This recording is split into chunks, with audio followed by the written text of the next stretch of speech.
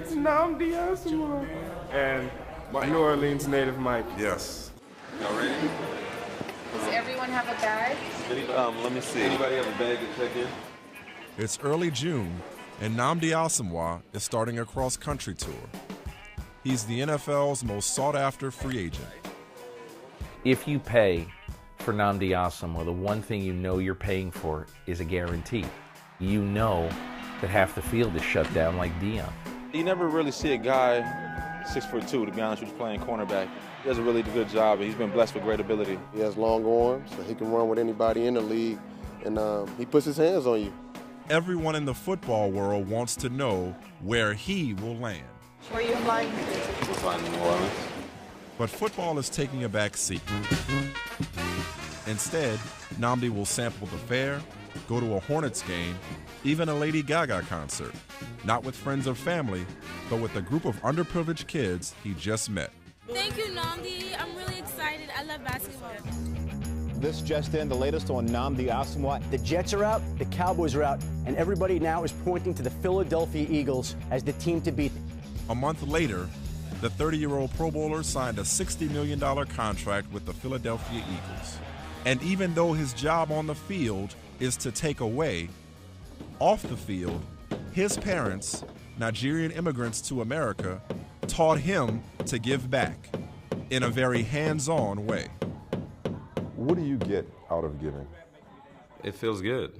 You know, it feels good to give and see other people happy. Other people are smiling. Other people are experiencing some sort of joy. This place looks different. I mean, the tree, everything looks brighter. Before Nnamdi was an Eagle, before he spent 8 seasons with the Oakland Raiders, this was his home in Los Angeles, California. Man, it was pretty cool, you know, 2-bedroom house. And for us, you know, there was a lot of us. It was like 9 people trying to make it in a 2-bedroom. Nnamdi was raised with an older brother and 2 sisters. His mother, Lillian, and father, Godfrey, came to the U.S. from Nigeria in the early 1970s. He came to this country with just this dream that he would be able to succeed and have a family, that he would be able to help and grow and contribute to society. Get your education, you know, be who you want to be, go home and help or, you know, excel. That was the dream. Nnamdi's parents both earned their doctorates. His mother became a pharmacist, his father a petroleum engineer for Texaco. Nnamdi learned the importance of education. There was always time for homework. There were also regular trips to his parents' homeland. Growing up was fascinating, actually. We were exposed to a lot of different things and a lot of different people. Our worldview was never local. It was very global. It's not like we were learning the American culture. When we were growing up, we were learning the Nigerian culture in America. There was also sports. Basketball was his first passion. Nnamdi grew up at the height of the Lakers' Showtime era in LA. His Magic Johnson jersey, his favorite piece of clothing. When he was 7, at his parents' suggestion, he donated it to the needy in Nigeria. Magic Johnson was and is my favorite all-time NBA player, so it meant a lot, but you know, I ended up giving it away. It helped somebody, so it was good. If you ask, Nnamdi will give. That's how his life is. He watches people and he feels your feelings. In 1993, when he was 12, Nnamdi spent a lot of time learning the game from his father. I remember finding the Super Bowl when the Redskins played the Raiders on tape randomly in the house and putting it in. Like, you were watching football in '83 when you didn't even really know what American football was. Their father loved football, not that he played it, but he wanted to know what it's about. I remember when he didn't know anything about football, and he would sit and watch and get frustrated. Sports were huge with him. His love of sports, I think, was a big deal, and that rubbed off a lot. Just 1 year later, after Nnamdi started playing football, his father had a sudden heart attack and died at the age of 48. The year was kind of like a big void. it's kind of still been like a big void, you know, just because so much happened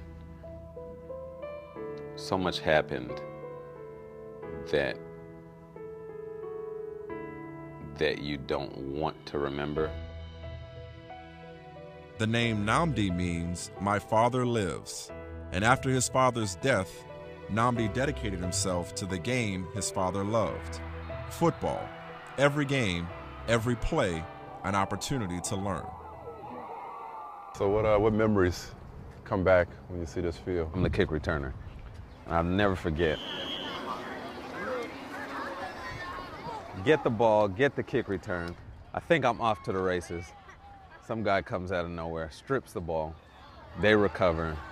Y'all lost the game. We lost the game. Thanks to you. Yeah, thanks to me.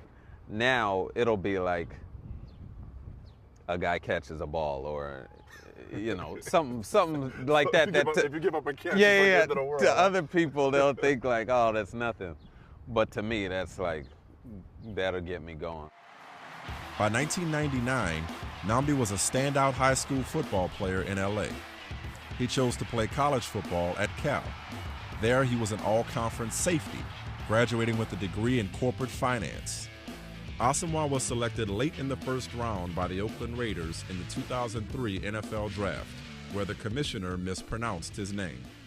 I get a different pronunciation, you know, at least every week. The funniest one that I got, somebody called me Oguzman instead of Asomugha. You know, like, what? Where'd you get Oguzman from? You know, it's like Oguzman or something. It's like, come on, man, give me a break. The Raiders had been his father's favorite team. Nnamdi would soon become their MVP. After leading Oakland with 8 interceptions in 2006, opposing quarterbacks simply stopped throwing his way.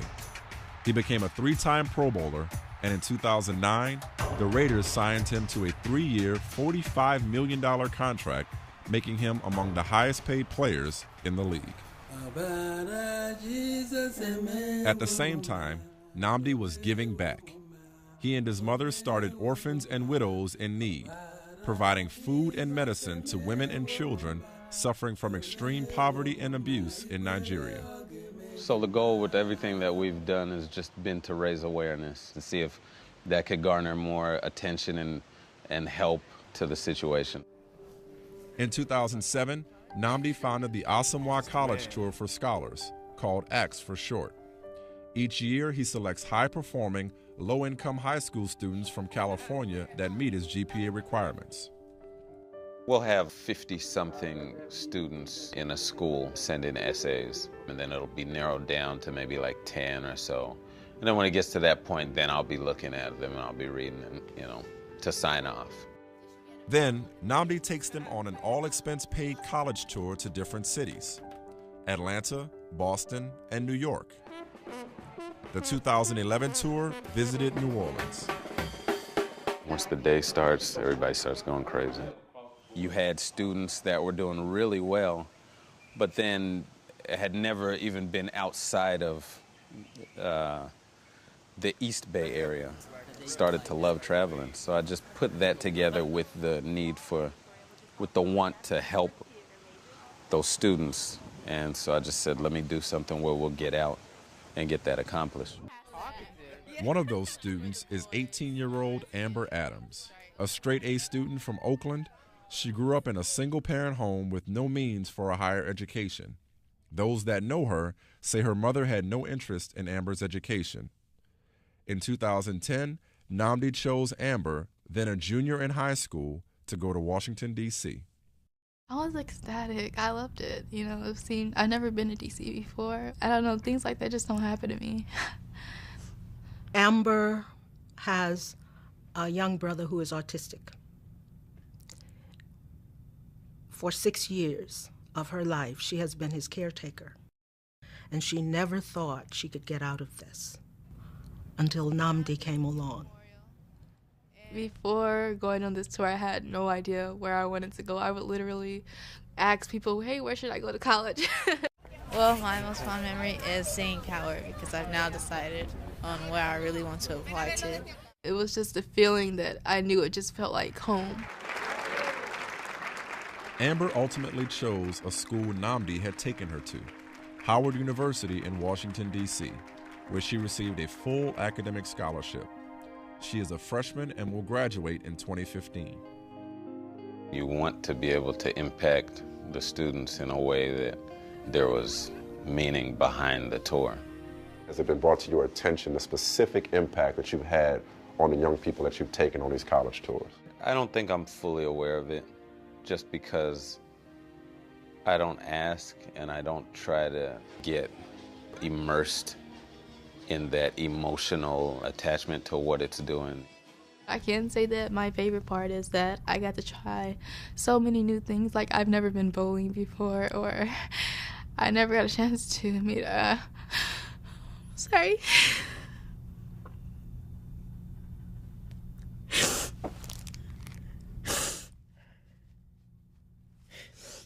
What were you thinking as you were watching Amber? What does that do to you? It's such a bigger deal than I know it to be. And I like that. For some, the saying, "It's better to give than to receive," may be a cliche. But for Nnamdi Asomugha, it's not. It's a way of life. When great people come around like Nnamdi, they change the paradigm. I would hope that all football players look at him and take on a challenge.